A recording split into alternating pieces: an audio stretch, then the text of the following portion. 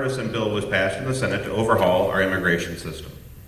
The House of Representatives chose not to take up this bill and believed with the basic reasoning that it was better to deal with the aspects on a more individual basis. Since then, some 60,000 children have come across our southern border along with thousands of adults, and the risks of terrorism and disease coming over that same border seem significant. At the same time, the President seems poised to offer legal employment status to 1 million or more people in the United States currently illegally. What steps will you take to assure security at America's borders? And how would you bring to a resolution the illegal status of nearly 12 million people currently estimated to be living in the U.S.? Mr. Zerban? Great. The democratically controlled Senate passed with bipartisan support, with an overwhelming majority, comprehensive immigration reform, Senate Bill 744. I personally would have supported that bill. I didn't agree with every provision that was in it, but it comprehensively addressed those who were here illegally. It addressed future immigrants. It gave people a meaningful path to citizenship. And there are millions of people in this country, millions of families who are looking for a solution, because we know what we have right now is not working. Certainly, we need to stem the flow of immigration illegally across the border, however possible, whenever possible. And this bill addressed that. Now, Congressman Ryan's going to tell you the House of Representatives didn't take it up because it was too big of a bill. It just was too many pages. Nobody knows what they're passing when they have a big bill like this. Well, I've seen a Republican-controlled House of Representatives pass Medicare Part D. I've seen them pass CAFTA. These are very complex. This is very complex legislation, many pages.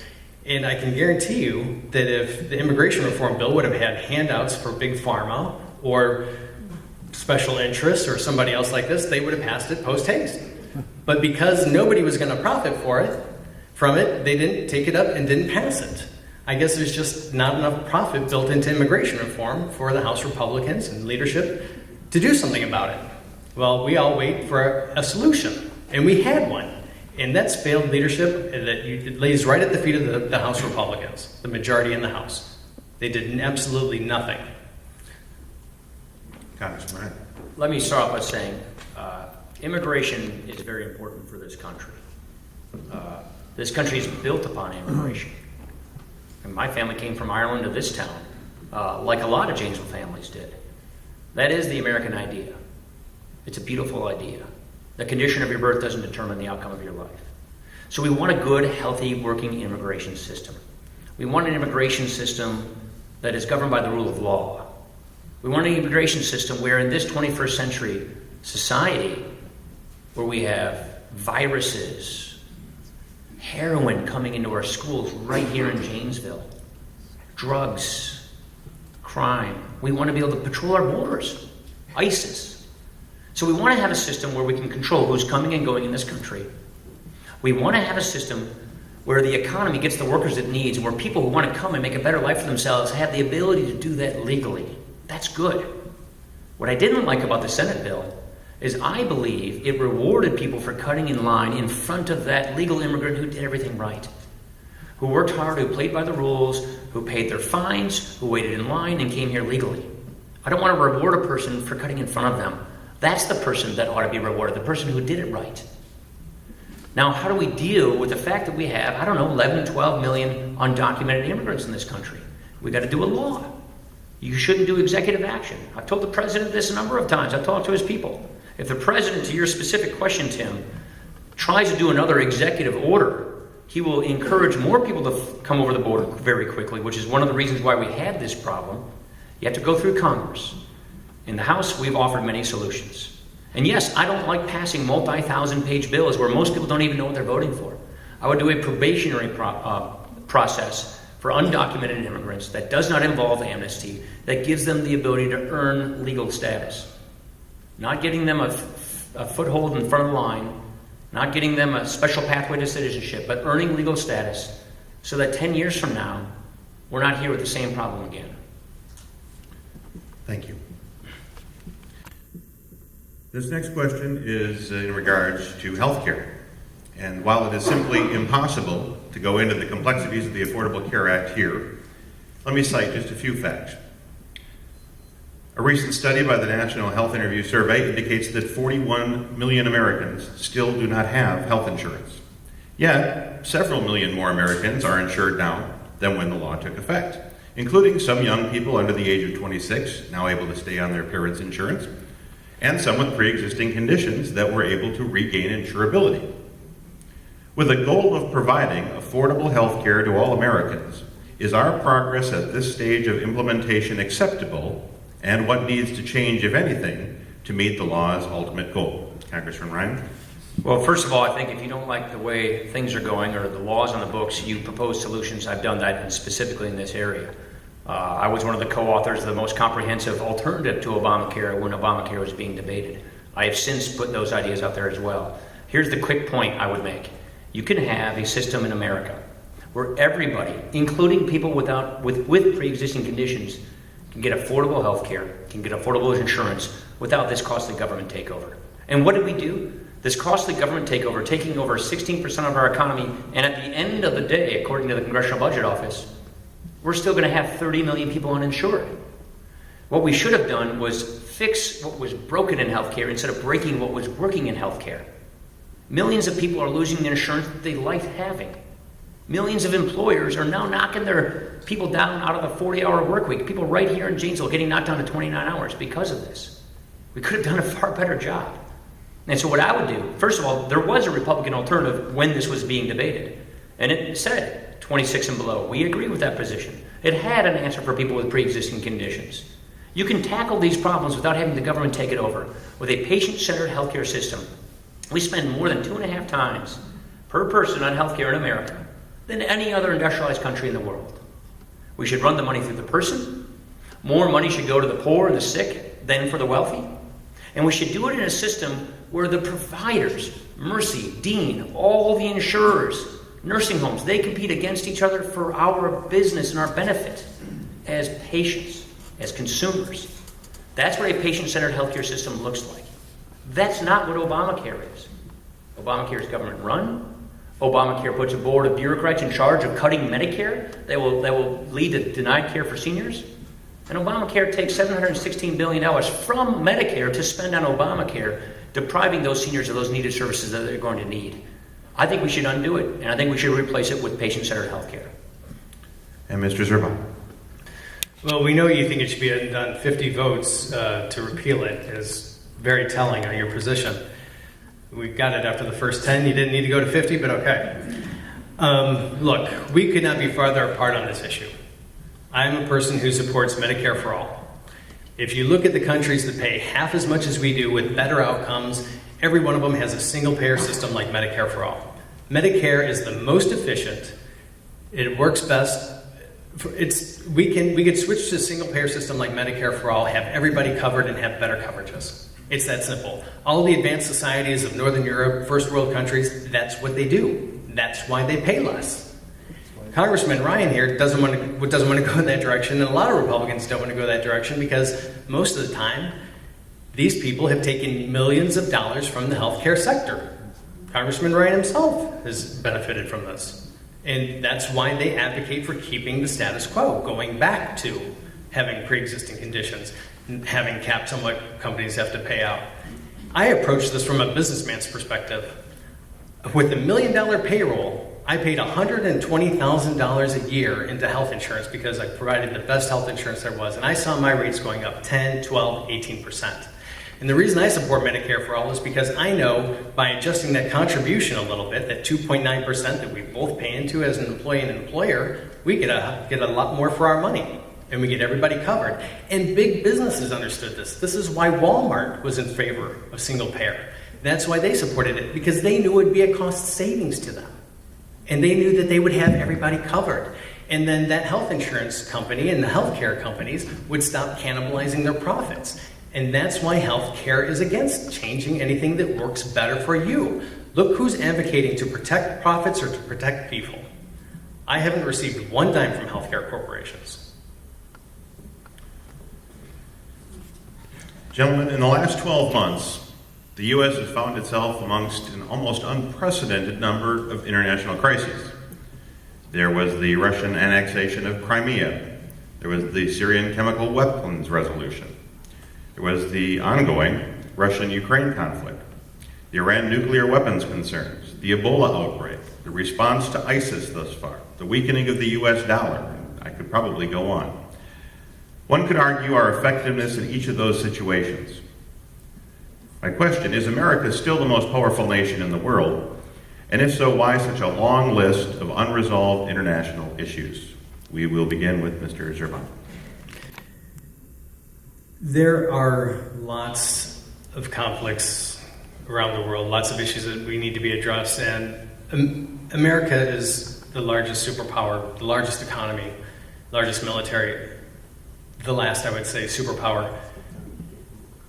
The world looks to us for leadership, and how we define that leadership is through our actions. And if we build broad coalitions with our allies in a region or around the world to address things as serious as climate change or humanitarian crisis or conflict in a region like the Middle East, we need to work together with our allies to address this. Why some of these things have not been addressed is the situations change quite rapidly. I mean, you know, what you hear about today is different tomorrow with, particularly like Ebola or ISIS or ISIL. That's why it takes a little bit more effort and coordination when things are changing so quickly. And we do that best when we do build those coalitions and we act as a leader by bringing everybody to the table who can bear some sort of influence in correcting that situation. I think we've done an extremely good job at containing Ebola within our borders after it came to Dallas. I think they've got a handle on it, and I'm not concerned that it's going to spread to some full-fledged outbreak like we've seen in Africa. I have that confidence in our government. These are the things we can do if you have an adequately funded government. We've heard about, and I applaud the director from the NIH saying, look, we might have had a vaccine for Ebola if our funding hadn't been cut. It's the same with first responders in the district. I have a lot of friends who are firemen who complain that, they don't get the money they need through the SAFER grants anymore because of sequestration. And SAFER grants, it stands for Staffing Adequately Fire and Emergency Response. And these are our first responders should we have something like an Ebola outbreak. And we need to make sure that they have what they need to do their job. Thank you. Congressman Ryan. The federal government can't even run a website. Imagine what it would be like if we put them in charge of all of our health care. I digress. Let me walk through the issues quickly. Russia. President Obama takes missile defense off the table, undercutting our allies in the Czech Republic and Poland. And we caught that moment in the hot mic moment where he told Putin he'd do it after the election. Then he does the New START treaty, giving them basically what they wanted from our missiles and not having to do anything for themselves, meaning we brought our missiles down to where they were. Then on the week that Vladimir Putin invades Crimea, President Obama sends Congress a budget that proposes to take the Army down to the lowest level we've seen since before World War II, to shrink our Navy down to a level we haven't seen since before World War I, and to shrink our Air Force down to a level we've never seen before. He starts negotiations with Iran, whose mission is clearly stated the destruction of Israel, that he stops sanctions while he's doing these negotiations, which now are dwindling on. So he takes the pressure off and elongates the negotiations. ISIS. He declares a red line in Syria, then doesn't enforce the red line, then doesn't support the moderates in Syria who people in his own administration asked him to, and ISIS is created. Oh, and then he walks away from Iraq after the military asked him for a status of forces agreement. He doesn't do that, which disintegrates the Iraqi army, and ISIS goes there as well. Leadership. We don't have the kind of leadership we need. When you shrink your military like this, when you make these decisions internationally, where the world sees us retreating, we look weak. And if we look weak, a vacuum is created. And if a vacuum is created, it's filled by people who do not share our values. This is why you need to reverse these kinds of decisions and have strong leadership and have a strong military. Thank you, gentlemen. Next, we'll turn to the national debt. In 1980, the nation's debt stood at just under $1 trillion and was about 32% of the nation's GDP. Since that time, Democratic and Republican Congresses and presidents have been at watch as our debt grew every single year and our debt to GDP ratio climbed steadily until we now find ourselves with nearly $18 trillion in debt, a figure that pretty much equals our entire gross domestic product. In your educated opinion, how long before the proverbial bottom falls out? What should Americans be preparing for if this trend continues? And what do you suggest is our best course of action? We'll begin with Congressman Ryan. Well, again, don't just criticize, propose solutions. For the last 4 years in a row, I have written and passed a budget through the House of Representatives. No small task, balancing the budget and paying off this debt. And I've shown specifically how to do it. Go to my website if you want, housebudgetcommittee.com, and download the Path to Prosperity. Not everybody's going to like everything in it. It was a consensus-building document, working with hundreds of members of Congress to find ideas to get this debt paid off. $5.1 trillion in less spending over the next 10 years to balance the budget and pay off the debt, and do it in a way that phases in these reforms. So, for instance, Medicare. No change for anyone in or near retirement, but you have to reform these programs for the next generation if we can keep cash flowing the commitment to the current generation and give the next generation time to prepare for a solvent system. If you start now, then this becomes pretty easy. If you wait and you kick the can down the road, then it gets really ugly. What do I mean when I say that? Well, starting in 2018, according to the Congressional Budget Office, our deficits start going right back up again, back to trillion-dollar territory and never coming down. Here's the other problem. The Federal Reserve isn't going to keep interest rates low for much longer. Once those interest rates start rising, our payments on interest on the debt really start growing. Trillions of dollars. What I worry about is a European-like situation. What happened in Europe? The bond markets caught up with them. They had a debt crisis. What happens in a debt crisis? You're in crisis emergency management. That means they were cutting people who were already retired, breaking government's promises to retirees, cutting the social safety net, and going into recession. That's the kind of budget emergency you do when a debt crisis has hit. If there's anything that I have done since working for you in this job, it is to try and prevent that from happening. And if you prevent it from happening, you give businesses more certainty, you create jobs, you go in a different direction. I've put the specific plan out there. I'm the only one who's written it and passed it in Congress. I feel so strongly about this because I want to give the next generation a better future, and right now we're not. Thank you, Congressman. Mr. Zerban? Thanks for letting me know Europe's going bankrupt. I have to make sure my mother-in-law knows that her retirement's in jeopardy, and she's living quite nicely. Look, their unemployment's below 4% in Germany, and their economy is humming along. But you know what? What we need to do to get to pare down our debt is we need a balanced budget, first of all. We need a balanced approach to get that. And that requires having some increased revenue and cost savings. And you know what? Increased revenue doesn't mean you're going to hike up taxes on anybody. What it means is you can close loopholes for corporations.